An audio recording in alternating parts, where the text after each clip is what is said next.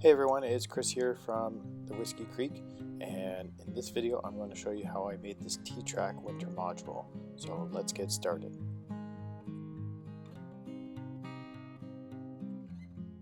As modelers, we often take our inspiration from the surrounding landscape, rolling green hills on a summer day or colorful trees on a fall afternoon. But it's hard to forget the winter landscape, especially as a Canadian.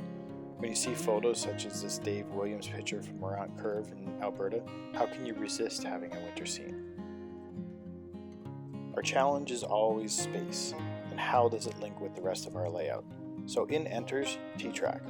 They can be standalone modules of scenery, or linked up with other T-Trak modules to create a large layout.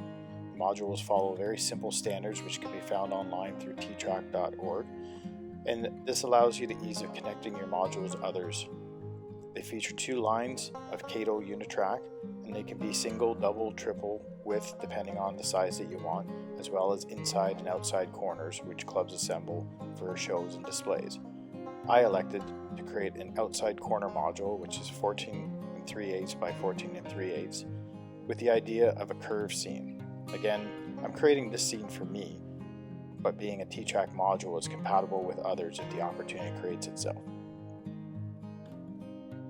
I gathered all my supplies, a 1/8 inch piece of MDF which will be used for the frame as well as the base, foam to go over the base which will have my track go on top of it, 2x2s which I'm going to use to create the legs, as well as threaded bolts which will be used to be able to level the module. I attached the legs and the feet to the bottom of the base and then built the frame around it. There are instructions online on how to make these, or there's also commercially available kits that you can buy. I then marked the location of the track for the proper offset of 1.5 inches back from the front edge. This allows for the ease of connecting to other modules, maintaining a uniform face.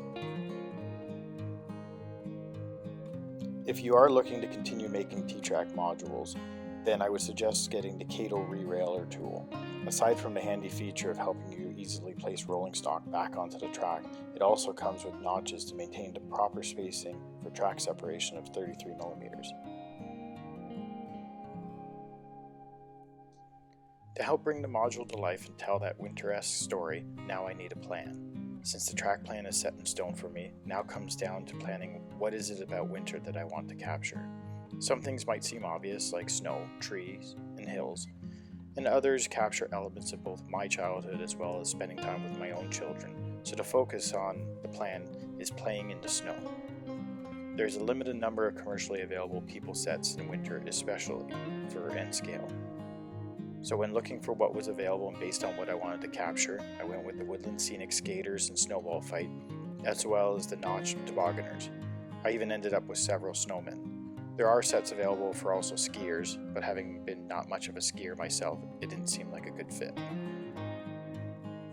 So now, since I know where the track is going, and now I also have a plan that involves needing a pond and some hills, I can cut into the foam to create that terrain. You can get fancy tools like hot foam cutters, or just use a sharp knife.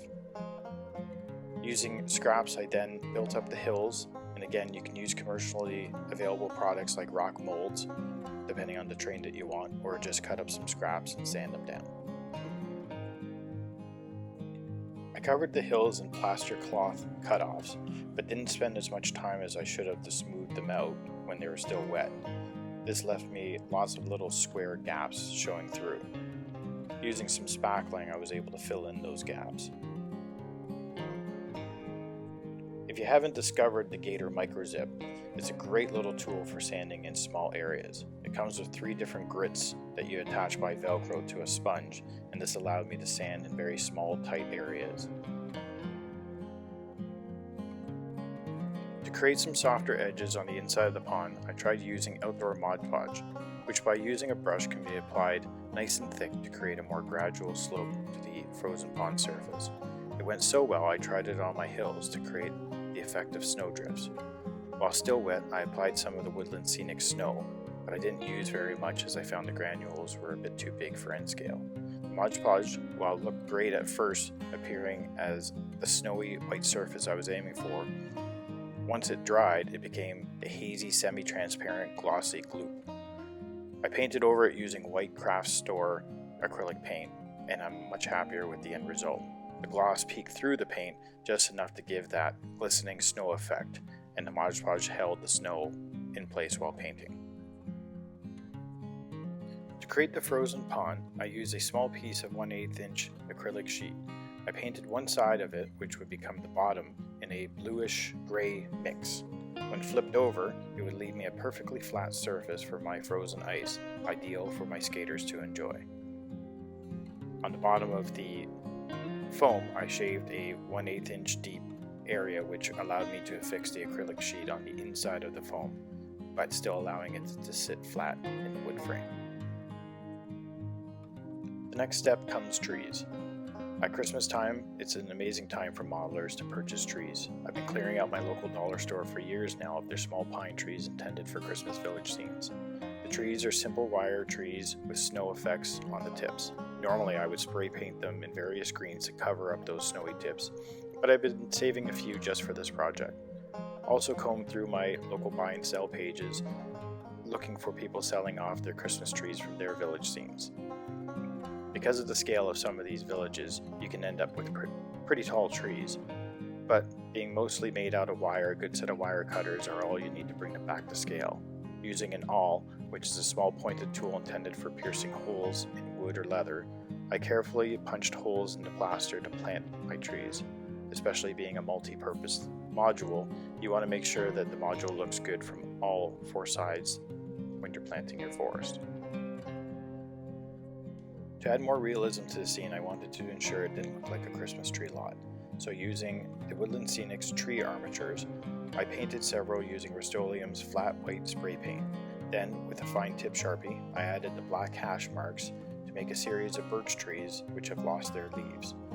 Once the various pine trees were placed, the birch trees were added to fill in any gaps and add some variety. The final step is to bring your module to life, because half the fun is telling a story of either pond skaters, or snowball fights, or kids out tobogganing. If you want to add that extra Christmas touch, I added to the back of a caboose the Mini Prince HO scale wreath, as well as an N scale Santa Claus to bring out the holiday spirits. And if you live in the right climate, you can even take your module outside for photographs with a snowy and realistic backdrop. A winter scene is often overlooked by modelers since winter is often associated with a cold and dark season lacking color, but it also offers a scenic challenge which shouldn't be ignored. Using the module approach, you can model unique scenes without having to try to fit them into your currently existing layout. And for this winter scene, you can do it without wearing a parka. Thanks for watching.